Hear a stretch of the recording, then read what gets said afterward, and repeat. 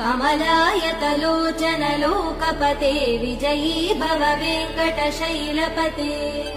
सचतुर्मुख षण्मुख पञ्चमुख प्रमुखाखिल दैवतमौलिमने शरणागत वत्सल सारनिधे परिपालय मां वृषशैलपते अतिवेलतया तव दुर्विषहैरनुवेल कृतैरपराध सदैः हरितं त्वरितं वृषशैलपते परया कृपया परिपाहि हरे